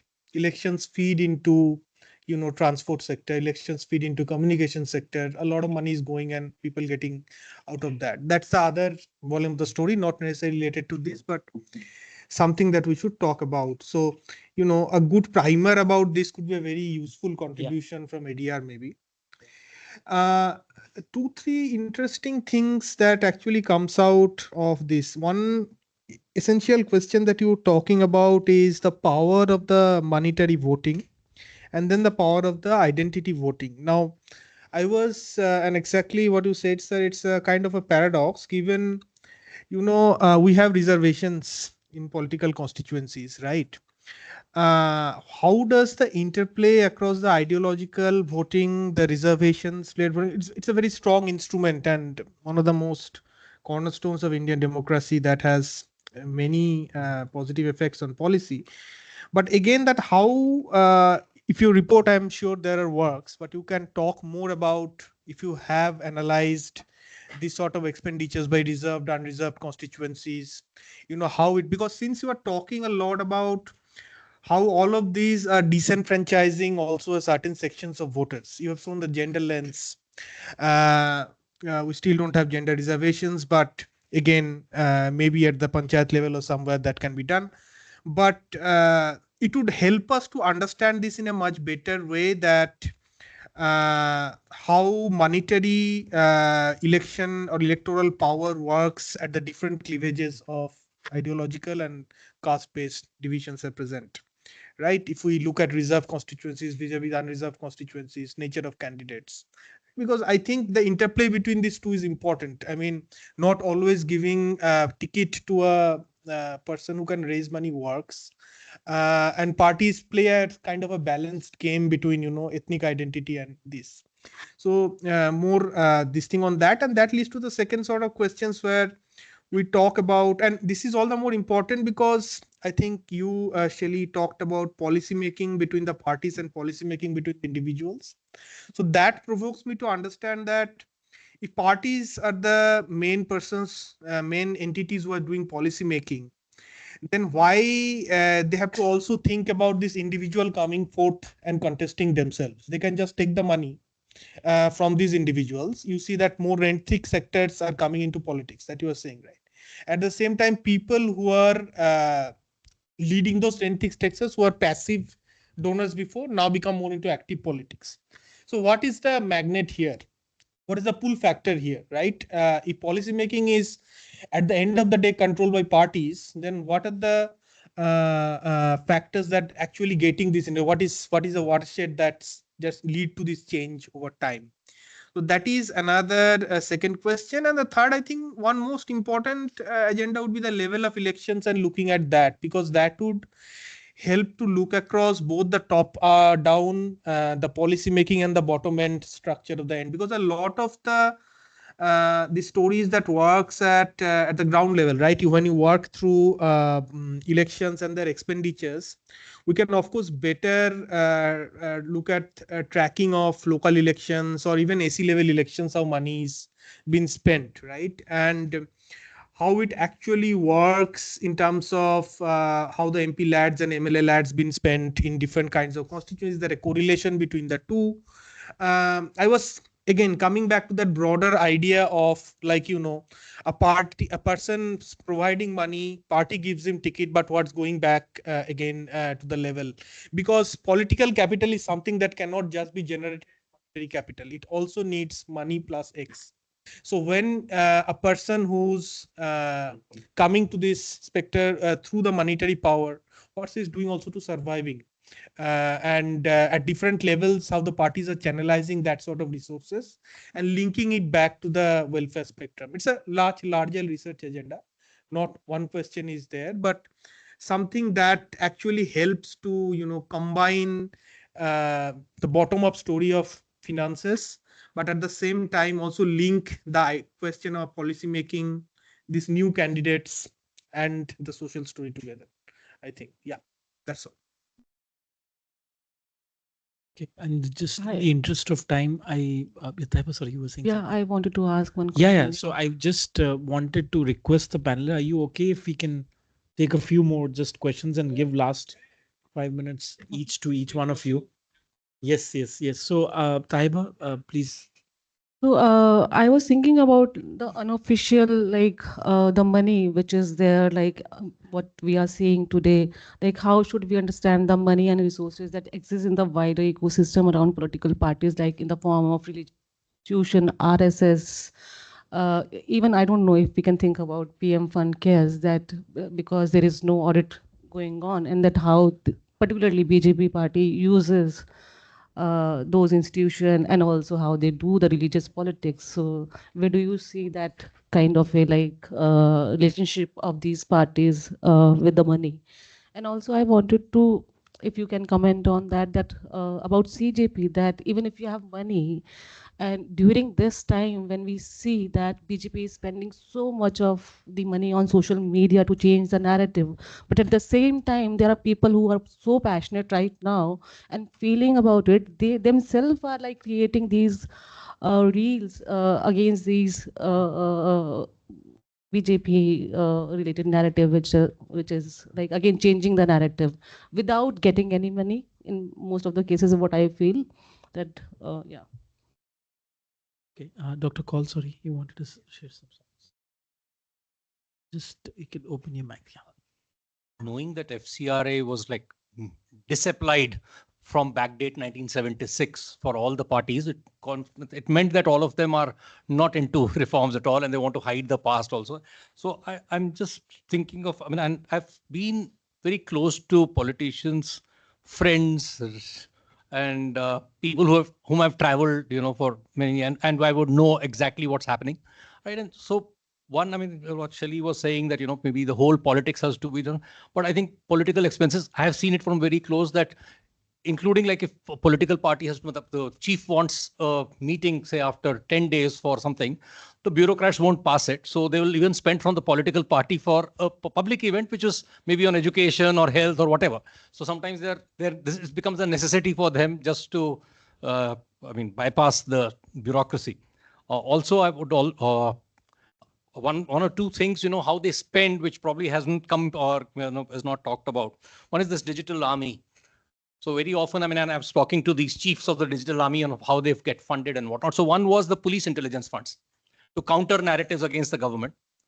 Two is they become the contractors themselves and all their people, especially publicity contractors, so that all the people, at various points, and they'll say every panchayat ke andar mein itne poster lagenge.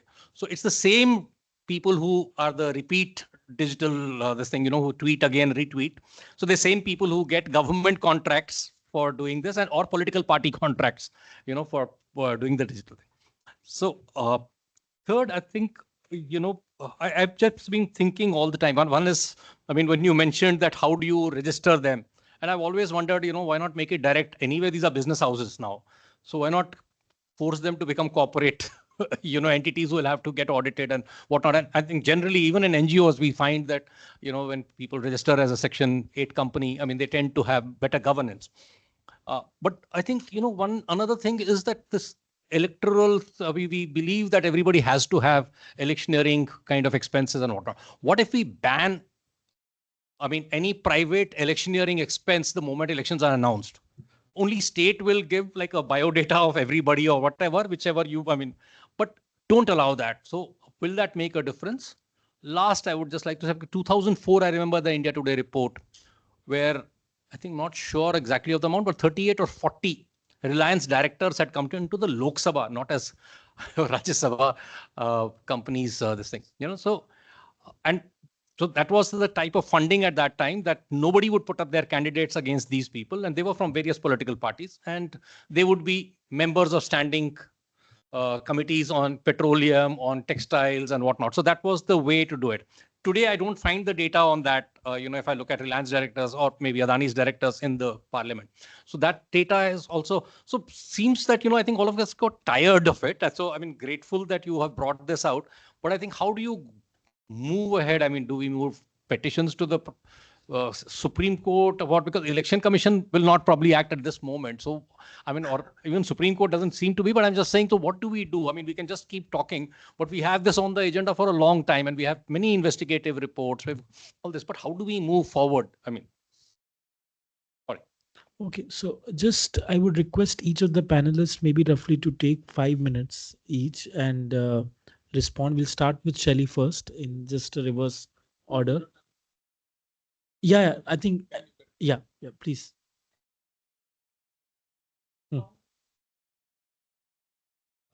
Just speak in the mic.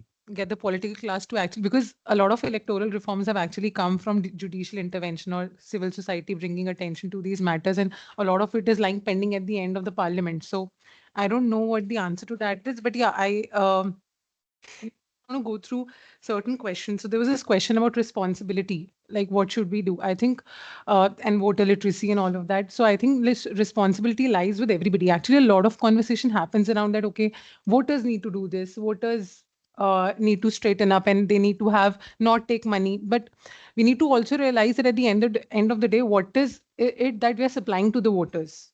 From a given constituency, if all of their candidates have criminal antecedents, if all of them are wealthy, what choice do they really have?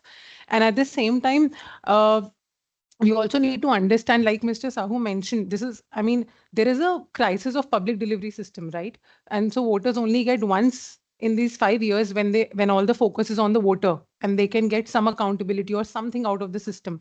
So there is a whole rationality to what they're doing. May not necessarily be moral decay at the end on the part of voters, but yes, responsibility. Yes, all of us have certain responsibility to make sure that when it comes to voting, I think one thing that really needs to change in India is personality politics, because nobody is actually looking at their MP and MLA when they're voting. Either there is a lot of, obviously we are voting along caste lines, we're voting along political parties, or now it's all become about one face, either the chief minister's face or the prime minister's face. So we need to start looking at the candidates who are contesting elections and who's going to be our MP and MLA. That sort of thing needs to change when we are thinking about voting.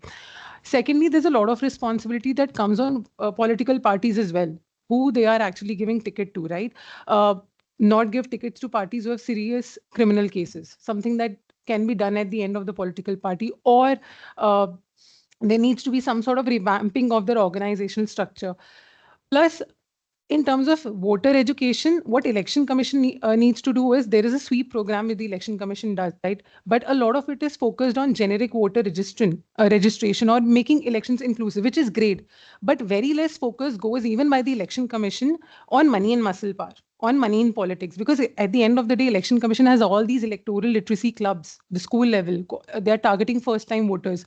Somebody also made a proposition that we need to start pasting background details of the candidates at the polling booth. Because are we really expecting voters across India to be able to check Election Commission's website or to go on their application and look up all these things?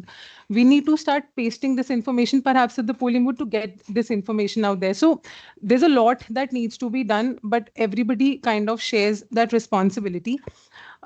Speaking of the electoral bond scheme, there was one question about what was the concern around electoral bond scheme. Obviously, it was the first time when any democracy legalized anonymous donations to the scale it happened, right? It was unlimited. What it changed was that corporate donations cap was removed. Earlier, there was a cap on how much corporates can donate to political parties. It was 7.5%, but that was removed. And at the same time, it was the rationale that was given was that the companies want to remain anonymous while donating but that is something which, as the Supreme Court reiterated, infringes on the right to information of the voter. And when you see all those proceedings that happened in the Supreme Court, another very important thing we need to understand, the discourse from the state was that people need not know where the parties are getting money. That is a very problematic thought. And that is why in itself electoral bonds was a very problematic scheme, because To say that it is anonymous was also not true, because it was being routed through the State Bank of India, which comes directly under the RBI and the Ministry of Finance. So they had all this information. Who was the only information that the only problem was that the information was not with the voters. And I also want to mention that now that the electoral bond scheme does not exist, one question that all of us should be asking ourselves is, what is the political finance regulatory mechanism right now? Because after court's judgment, there is no clarity. Now are we back to pre 2017 that there is still cap on corporate donations? If yes, then who is checking that? If yes, are corporates actually disclosing the money they are giving to political parties because they get tax exemption? How many of them are doing that? We are not sure.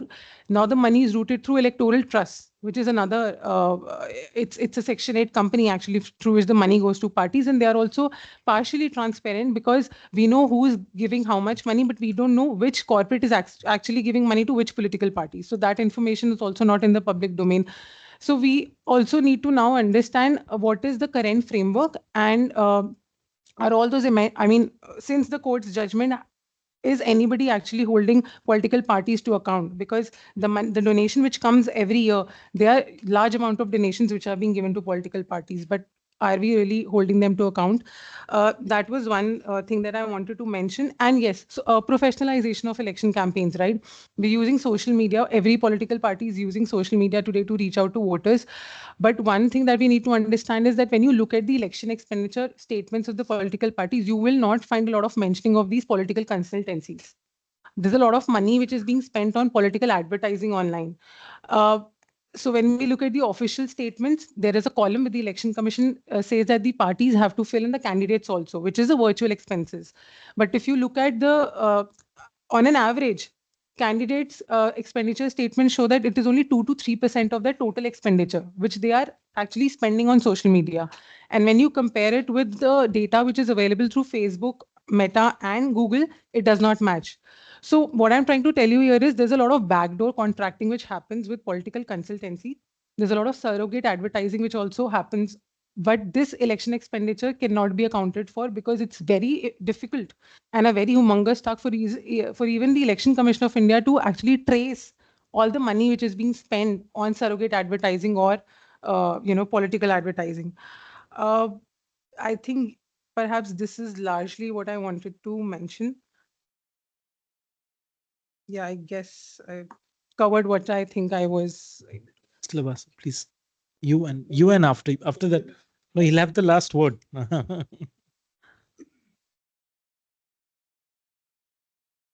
So actually, there are a number of issues, and we can go on if you arrange for dinner.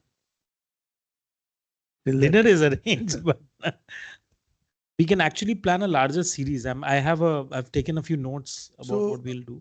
Yeah. Let me look at, in fact, all the points I have noted, and there are issues. But let me begin by saying what Mr. Kaul mentioned. What is the way forward? The way forward is not easy. And I think we must understand that democracy is a very expensive, time-consuming, and exhausting process. It's not easy to run democratic systems. And therefore, it's like saying, how will India win 20 gold medals in the Olympics? One person cannot make it happen. There are various players who have to play their part. One of the things is that how much are we concerned with the issues which we are discussing? Are the people actually bothered about these issues? And therefore, I think that such discussions have to keep on happening repeatedly. That is point number one. The other thing which I am tempted to say, which could be controversial, is that actually all these issues are bothering people probably because you find a system, political system, which is not accountable. If the performance of the government or the elected representatives were to the large satisfaction of people, many of these issues people would have overlooked. And that is where I go back to my original point, that on the one hand, you have so much of money being spent on elections. On the other hand, you have people who are quite substantially dissatisfied because of the quality of life and the quality of governance that they face. Now, I feel that one of the central things which is required is this business of defining the character of political parties. Incidentally, political parties are not even mentioned in the constitution. But now that, not now, because they are so central to the whole process of electoral democracy, how can you allow an organization in a country to become a vehicle of transacting so much of unaccounted wealth or unaccounted resources in the country, and yet become the principal character of a democracy? And this question is important because even when the electoral bonds scheme was introduced and we talked of tax exemptions, in the taxation regime of the country, I don't think there is any other parallel when you have entity which has an amorphous character enjoying the benefit of tax exemption. Why is the state allowing this to happen? The second thing is, for example, and that is why I said that you have to distinguish between funding political parties and funding elections. The electoral bonds, for example, they were meant to fund elections. But was the money received spent during the elections? It was not. Clearly, I think the principal recipient of the electoral bonds was a party which got something like 6,000 or 7,000 crores.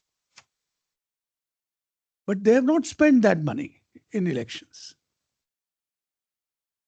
And even though the Supreme Court declared the scheme unconstitutional, the recipients were allowed to retain that money and enrich themselves. And as I mentioned during my talk, that if, let's say, the Bharatiya Janata Party, which today has 10, 11,000 crores, 6 or 7,000 out of that came from the electoral bonds. Even if they keep earning simple interest year after year on this deposit, there is no one else who can match that kind of money. So the state, the people of this country have to put pressure on the government that please make this system, at least bring it at par with the other tax exempt category of institutions. Again, as I said, that there is no parallel where an entity is given tax exemption and it is given the liberty not to spend that money for the purpose of which that money was raised. For example, if you get tax exemption because you are serving the orthopedically handicapped people, the tax authorities will come after you in 2 years and tell you, show us your accounts, whether you have spent this money for the purpose for which it was raised. But for political parties and particularly for electoral bonds, this thing was not done. Where was the need for secrecy? I think there was no need for the secrecy. And even the fiction which was built, the finance minister, he said that they have received suggestions from potential donors that they want their identities to be kept secret. I don't think there is any evidence on record to show that. Yeah. There is no evidence whatsoever on record to show that. And why should a government, be interested in promoting secrecy of this nature? After all, if you are donating to a political party or for elections, which is the cause of democracy, why should a donor feel shy about it? But that's a different point. So I think funding of elections has to become rational, transparent, and I would go to the extent of saying that there is no need to give tax exemption. But even if you give tax exemption, it has to be related to a cap on elections expenditure by political parties. You put a cap, and to the extent that you have received that money, that is tax exempt, everything else should be taxed. No, earlier there was a cap. What it was mentioned by Shelly, 7.5% of your 3 years average profit. That was the cap, right? So, but now you have entities, nobody knows how and from where they got the money and donated it to political parties.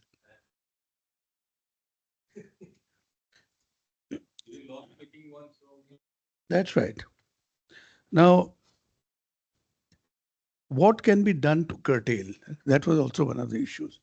I think in this, I feel that given the state of affairs, we are seeing that the judiciary is also not living up to the image that the judiciary had and the expectations that people had.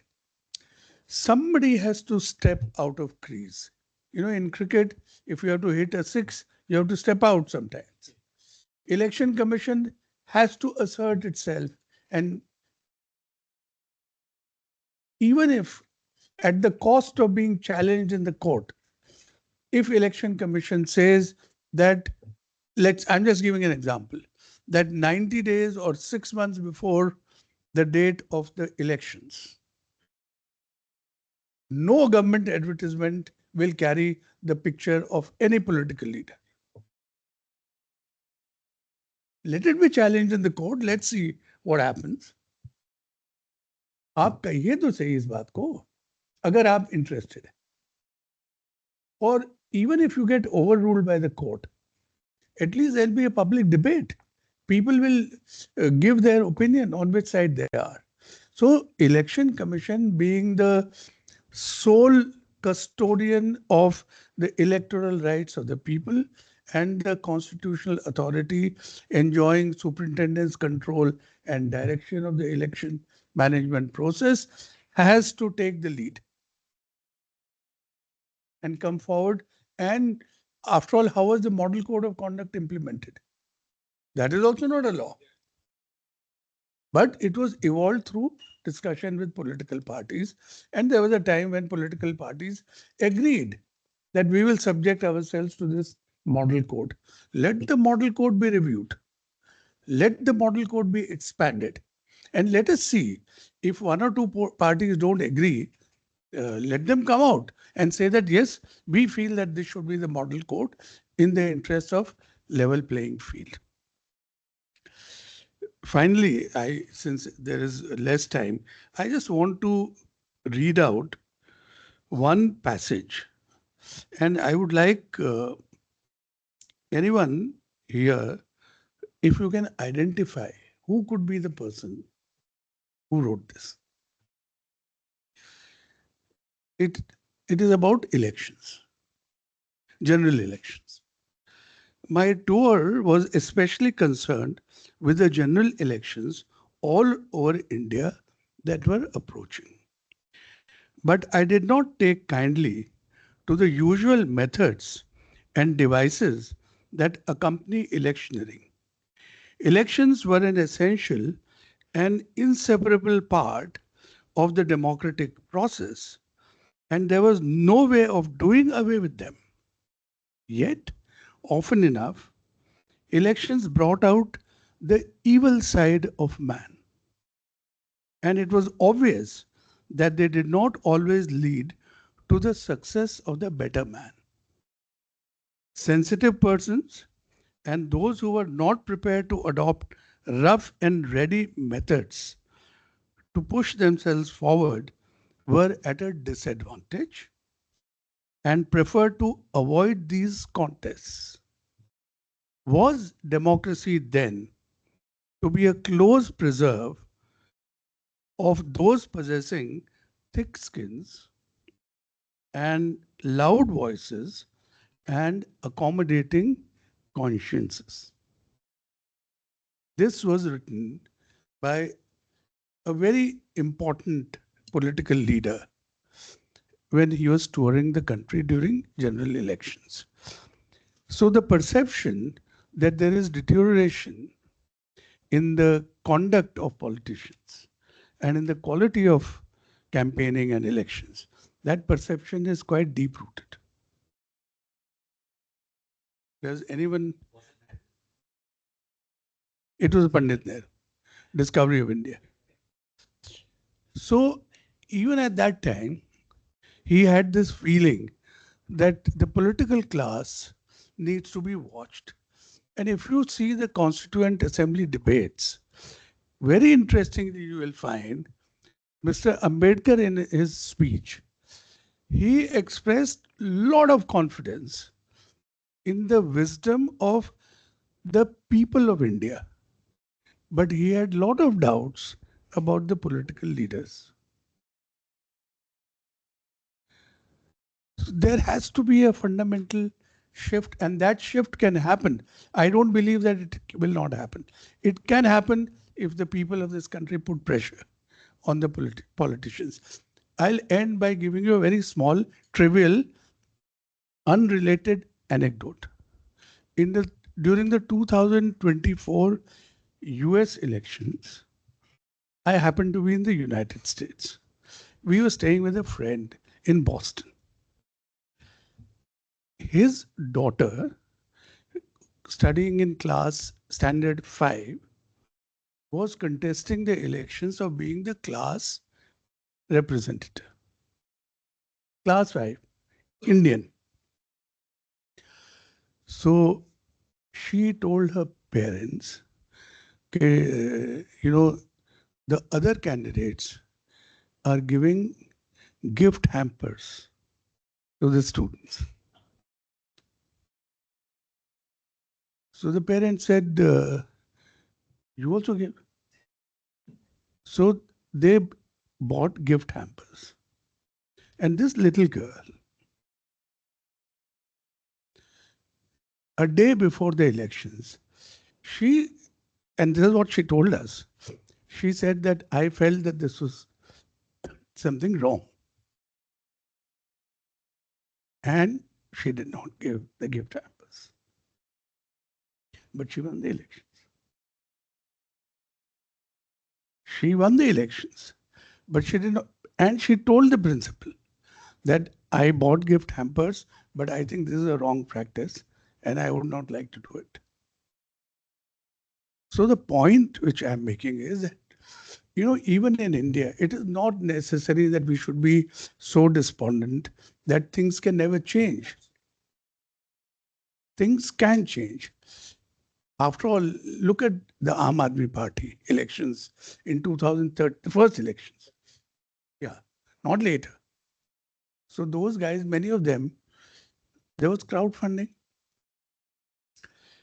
And I can tell you that from government colonies, the ladies, they contributed 100 rupees, 200 rupees. And that is how those people, those people contested and they won the elections. So it is the same people, the same voter who voted. And, this thing about voter jagrukta, कि भाई voter jagrukta में पैसा नहीं लेना चाहिए. So there are a lot of voters who say कि जी आपको क्या प्रॉब्लम है, पैसे ले रहे हैं, वोट तो उसी को देंगे जिसको हम चाहते हैं.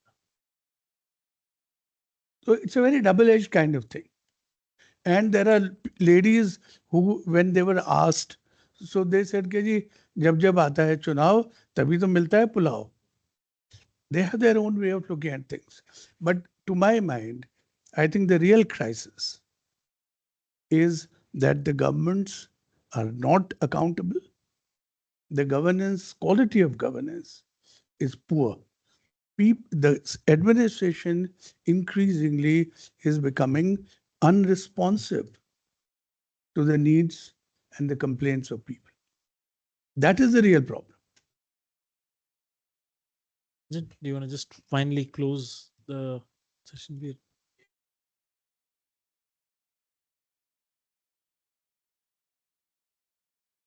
Lavasa, I have left nothing to the year, but I think this is really the way this entire conversation has flowed is amazing, because we have already crossed 2 hours, but we still feel that we have so much here. So I don't want to indulge more. I think we should end it. But I think just one or two things that I would like to remark, that the role of money, we can at best we have to try and minimize it. We can't remove it. And what Mr. Lavasa said about Aam Aadmi Party, this thing, these are actually exceptions. Rare, in some movement comes, when like Assam Gana Parishad won by a landslide or the thing without spending a penny.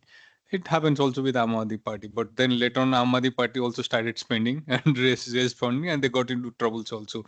So I'm saying that that's how the system has been designed, and that's how the system also demands that you have to really get a lot of resources or the thing. All that we have to do is regulate, make it actually in some or other fair game, so that people, a lot of people who actually aspire to be in politics and solve the society or the thing should get a chance.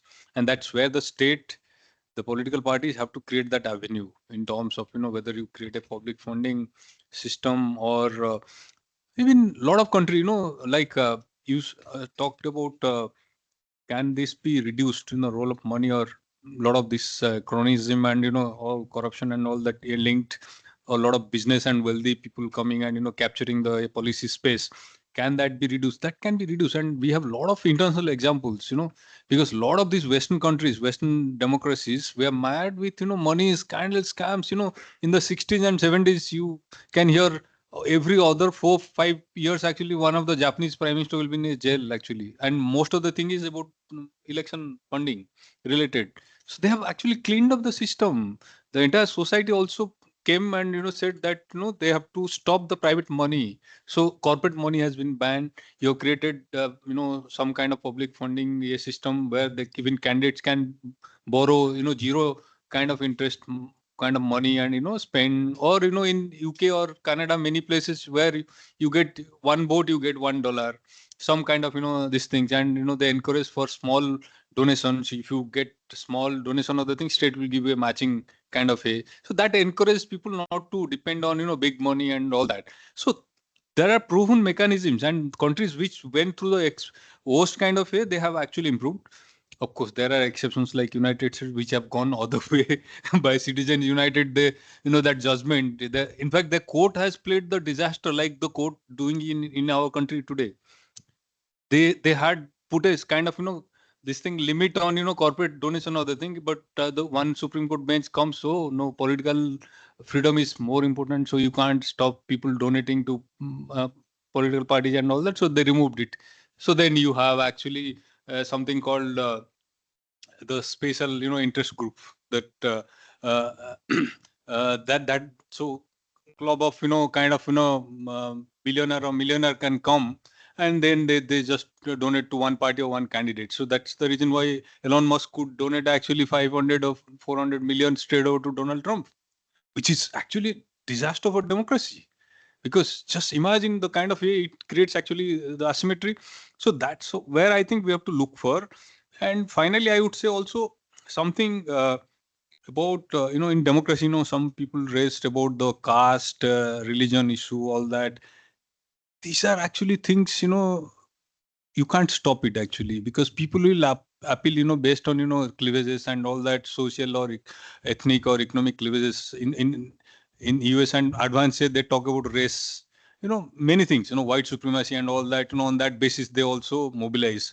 Here we talk about caste or religion and many other things. So that thing, all that requires is that our citizenry, that civic education, that voter education, all that we talk about that is where I think it should come. Even if they vote on the basis of caste or the thing, look at a capable leader there actually, not just go blindly and vote just because someone is from your caste or community. So that must stop. And hopefully I see hope actually, like what Mr. Lavasa said, we can't be pessimistic or despair or the thing. We have to constantly keep the conversation going and look for reforms, and the chessboard on this actually need to move. Unfortunately, in last 10-12 years, we had so much of opening had come, and reforms had come despite a lot of resistance from the political party, thanks to organizations like ADR on transparency, on disclosure, linking to many other aspects. And a lot of these things were judicial driven. Unfortunately, today the judiciary doesn't look okay, but it was judiciary in the early 2000s which actually created the opening through PIL and all that, criminal antecedent and several other things were all judicially driven actually. So today it has gone away, but I think this is probably one phase that will pass hopefully, and we'll probably see new surge of reforms, electoral reforms coming off soon, and hopefully this CGP cockroach, I think creates that opening, because now the conversation is also beginning on election commission, other bodies, and then issues like black money and all that. I think that will gradually come up because the citizens probably now demand more accountability. Okay, thank you so much. I know we are awfully out of time, but I wanted to thank everyone who was involved in organizing this. Also, this is one of those rare moments where we didn't have any issues in overstretching by a considerable margin. I think it's also because of the fact that, as I said, vitality of what we're discussing, or also how wide-ranging the conversation is. It brings into concerns and questions of. And I think the one point which I felt, and the point that Shomindra was saying is it's very interesting, is the bottom up view on this. I think there's a lot of concerns that have come out and been highlighted. One of the propositions I would like to make as we close this is uh, we have at Ideas, I think beyond the discussion that we organize, a very good publication partnership with Springer. I would be very happy through both Dr. Sahoo and Shelly to explore the possibility of how we can, put together at least with Springer. There is a very interesting small handbook called Palgrave Pivot, which is a very small document, which is easily disseminable, and we should actually look at the possibility of publishing the work which you have brought out through the report. I mean, I know it's an ORF publication, but it would be good to build on this. And I mean, that's at the least of what intellectually institutions and departments can do, is to democratize as much of access of information. Dialogues are important, podcasts are important, students participating in the dialogue are important. But I would probably say take this step forward to publish maybe the work that we are talking about, get forewords and anecdotes through scholars and experienced professionals like Mr. Lavasa. And I think their insights would build up an agenda. We can, I think, take that. One of the things I mentioned to Mr. Lavasa and with IBA involved is we'll have an impact sort of workshop maybe planned next term, which would be very good for our students as well. So thank you, sir. Thank you so much. And thank you, Shelly. Thank you, Dr. Sahoo. I can extend my warm gratitude to also our students and organizers. Thank you, Nasima, for putting in the effort to plan this. We close this, and I'll just felicitate each one of the guests that are here with a round of applause. And thank you.